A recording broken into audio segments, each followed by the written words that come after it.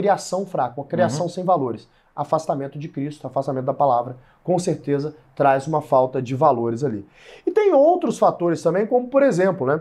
A pessoa ela se alimenta mal, come um monte de junk food, um monte de transgênico, come grão pra caramba, soja. Soja, dizia Platão, não sou eu dizendo, né? Platão, era um alimento guardado aos escravos. Você tem uma série de efeitos colaterais negativos do consumo de grãos. E as pessoas estão deixando de comer carne, os veganos, né? Os soy boys, e virando comedor de soja. Isso traz um monte de problema para tua vida. Um monte de problema hormonal que vai fazer com que isso impacte também na forma como você se comporta. Então a pessoa dorme mal, se alimenta mal, fuma vape, bebe pra caramba, aí fala, o trabalho tá me trazendo burnout. Desculpa, querido, não é. É o teu estilo de vida. Eu quero saber quantas pessoas que estão burnoutadas e com depressão, que têm um estilo de vida saudável, que treina duro, que dorme bem. Deve ter um caso ou outro, mas é ínfimo. Opinião de especialista. Que eu fui pra dentro pesquisar esse negócio. Então, cara, você quer garantir que você não vai ter problema de burnout, que você não vai entrar em depressão? Eu não diria que é 100% garantia, mas ajuda demais você ter um estilo de vida saudável, você treinar todos os dias, você conviver com gente boa. E, cara, dieta não é só o que você come, é o que você lê também. Então, cara, ficar abrindo página de jornal sensacionalista. Eu me lembro na pandemia, cara. Era uma loucura, parecia um filme de terror. Ah, quem sair na rua vai morrer. Né? Era uma loucura. Se você não usou máscara, você é um assassino. Era uma loucura que hoje já caiu tudo, né? Desde sempre eu falei que isso era um teatro que o pessoal fazia para dominação e foi confirmado, né? E agora eu posso afirmar isso porque agora já está confirmado. Todo esse teatro, que a OMS inclusive fez parte desse teatro, né? Lockdown, que a gente viu que foi inócuo, né? Isso aí são coisas que contribuem diretamente para essa geração, para ela ficar burnoutada, porque não sai de casa. Então eu não vou sair de casa, não vou ter contato social, não vou me exercitar, vou começar a beber mais. Cara, você tem que cuidar da tua vida, meu irmão. Vou começar a projetar, você citou Platão, Platão falava uma coisa ali no livro O Banquete, né? Junto com Sócrates falando sobre amor, ele dizia assim, você ama o que deseja e deseja o que não tem. Platão dizia isso. Então Platão dizia o seguinte, eu não amo o objeto, eu amo o desejo do objeto. Faz sentido. Então na medida que eu adquiro, então, na medida que eu conquisto, o meu amor foi embora, porque o amor está no desejo, o amor está no objeto. Então eu transfiro o meu desejo para um outro objeto que eu não tenho, porque eu quero amar o desejo. E isso tem muito a ver com dopamina, por exemplo, que é uma molécula de antecipação, né? Você tem essa antecipação. Exato. Será que essa geração que você está dizendo, e eu não falo nem das pessoas só mais jovens, a geração que eu digo, todas as pessoas que hoje convivem em sociedade, na época que estamos, querem muito essa coisa muito apressadamente, e aí vivem por antecipação. Quer ver te dar um exemplo? Vamos por aí você agora, a gente programa uma viagem, nós dois amigos, vamos para um lugar que a gente nunca foi. Sei lá, vamos inventar aqui, uma Muralhas da China. Não estou nem dizendo se foi ou se não foi. Aí a gente chega lá nas Muralhas da China, olha, 3 segundos de Muralhas da China, já... Bom, vou embora. Eu preciso de outra. Aí eu falo, e aquele jantar que a gente programou com os amigos. Pô, legal. Aí a dopamina vai fazendo sentido. Chego no jantar, não tem 10 minutos de jantar. Putz, tá ruim o jantar, precisamos amanhã. E ele nunca se basta. Então, assim, como é que hoje você entende que o se bastar consegue trazer uma dopamina uma dopamina melhor, por exemplo, não uma dopamina tão barata como você disse? Cara, primeiro, é essa vida saudável, por exemplo? Também. Primeiro, essa pessoa ela tem que ser responsável e ser adulta. Né? Então, o que é ser adulto? É saber lidar com frustração. A vida adulta é tapa na cara todo dia, né? Todo dia. Então, se você consegue lidar bem com isso, você vai ser um adulto bem-sucedido na sua proporção do que é ser bem-sucedido. Se você não consegue lidar bem com isso, você vai ser um adulto frustrado. E tem muita gente que é moleque. Então, cara, sei lá, você tem 40 anos, você não está casado, ou não casou em algum momento, não tem uma família, não tem, filhos, você não tem uma vida ali minimamente ajustada. Algumas decisões ruins você fez na tua vida, cara. Isso é um fato. Então, isso não tem nada a ver com sucesso financeiro. E eu realmente acredito, as pessoas mais felizes são aquelas que conseguem viver, de novo, aquilo que está escrito há 2000 anos.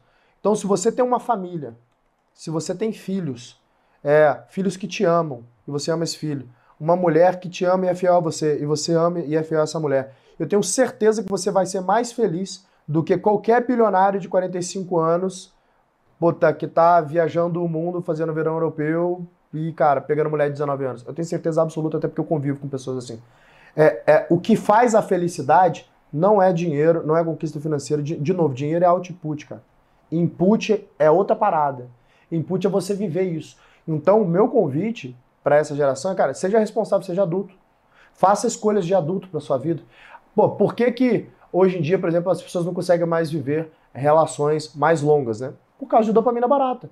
Que é muito mais fácil eu abrir o direct, pô, mandar mensagem para 50, e aí, sei lá, 20 me responde, e aí eu tenho pipeline para poder sair com mulher o ano inteiro, e para que eu vou casar? Uma pergunta para dar uma dica, esse conceito de input, output, você pegou daquele gestão de alta performance, do Groove, por exemplo? Não, isso vem é um conceito de Aristóteles, cara. Aristóteles mesmo? Ele fala de força e potência. De força e potência. Porque Exato. tem esse input, output lá no livro Gestão de Alta Performance, Tem também, que é bem interessante. Mas esse é um conceito aristotélico, né? Aristóteles. Que ele fala de força e potência, e aí, obviamente, o Andy Groove traz isso lá no High Output Management, que é meu livro de cabeceira, mas aprendi isso via Aristóteles, que ele fala que é o seguinte, cara, que toda a potência precisa de uma... Toda força precisa de uma potência, e vice-versa, né? Então é um ciclo que se retroalimenta.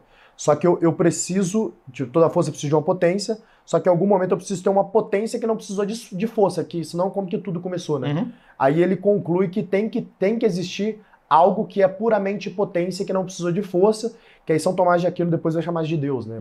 Séculos depois, vai chamar isso aí de, muitos séculos depois, vai chamar isso de Deus, né? Que seria o primeiro motor, né? Que é o argumento lá de São Tomás, que ele fala as 6 vias lá, né? Que é o argumento do primeiro motor. Precisa existir um Deus para ter começado tudo, né? Tem que ter uma força, uma potência que não precisou de força, né? Antes da gente falar de marketing digital, aqui pra gente encerrar, eu quero muito que você defina com base nesse papo que a gente tem, o que pro Thales é felicidade? Então, para mim, felicidade é você conseguir conquistar aquilo que verdadeiramente te traz uma sensação de conquista de longo prazo. Então é o seguinte, o que é, cara? O G4, eu fico mais feliz com os dividendos que eu recebo no final do ano ou com os feedbacks que eu recebo dos nossos alunos e com o reconhecimento que a gente tem do nosso trabalho. Porque é o seguinte, cara, os dividendos, pingou na conta, aí você fica felizão. Pô, o resultado do meu trabalho, output do caralho. Agora, quando você encontra teu cliente que fala assim, cara, eu dobrei minha empresa de tamanho depois de passar pelo G4. Pô, contratei um monte de gente, tô fazendo isso. Aí eu vejo o aluno nosso fazendo M&A. Aí eu vejo o cara depois numa matéria lá no Jornal X, falando, pô, do crescimento da companhia dele, ele cita o nosso trabalho. Esse legado, ele te traz muito mais felicidade. E é o que verdadeiramente me traz felicidade. Então, conquistas de longo prazo. Muito mais do que conquistas de curto prazo. Que é o oposto à dopamina barata. Exatamente. Né? Que é o que você falou. Exatamente. Falando de marketing digital, quero citar esse assunto aqui para a gente ir caminhando para o final, mas esse assunto eu acho bem importante, porque existe muito tabu a respeito disso. E G4 Educação, Thales, Alfredo, Bruno, o Lucas, usam muito bem as redes digitais, no sentido do que a gente vê engajamentos altíssimos. Né? A gente vê muitos empresários dizendo, poxa, eu investi milhões em marketing digital e não vem um retorno. Né?